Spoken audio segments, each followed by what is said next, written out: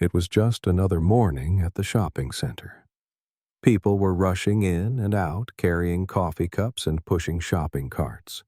No one really noticed the woman in the parking lot, except for the fact that she walked with a slight limp and wore a prosthetic leg. Her name was Natalie Rhodes, a 38-year-old Marine Corps veteran. She had served 2 tours in Iraq.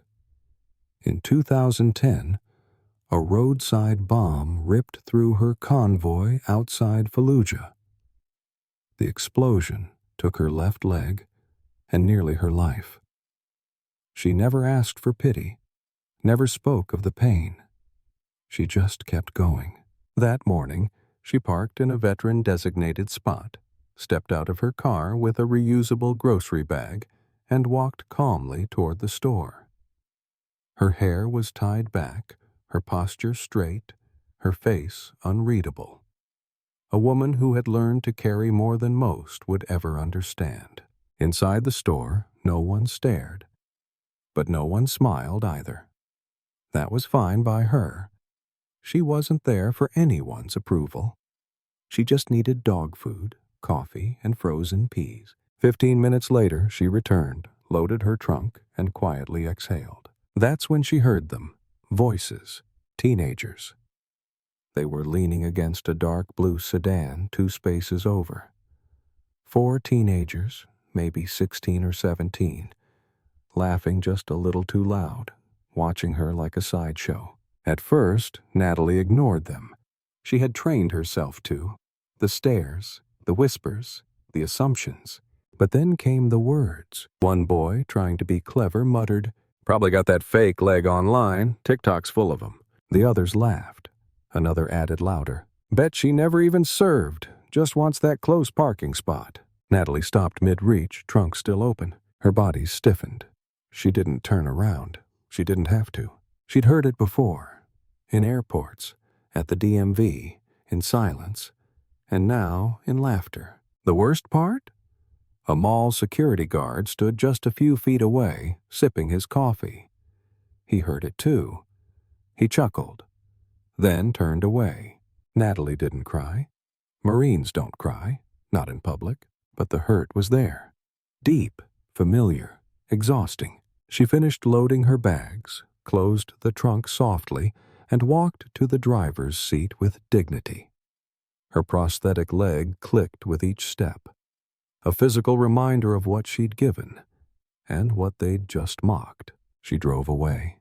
But the story didn't end there. 30 minutes later, someone else showed up, and they came with a message no one would ever forget. Roughly 30 minutes after Natalie left, the shopping center got quiet. It started with the sound, low and deep. Engines, big ones. 8 matte black SUVs rolled slowly into the lot. Windows tinted. American flags on the side mirrors. They didn't stop at random. They moved with intention. And then they parked. Perfectly. In a row. Facing the building. Out stepped 8 Marines, dressed in full ceremonial blues, polished shoes, medals gleaming. No smiles, no words. They walked in unison, past the front doors, past confused shoppers, straight toward the spot where Natalie had parked. They stopped, formed a line. Then the highest-ranking Marine, a tall, silver-haired colonel with a presence you could feel in your chest, stepped forward. He didn't raise his voice. He didn't need to. He turned to the crowd and said, "Her name is Staff Sergeant Natalie Rhodes. She served with honor. She saved lives in Fallujah. She walks today because she fought to live. And you mocked her for that. The teens? Nowhere in sight. The guard? Suddenly found something very interesting on the ground. But the rest of the parking lot? Silent. Still. Changed. Natalie had gone home and tried to forget it. She'd seen worse, heard worse, but something about the way they laughed, it lingered.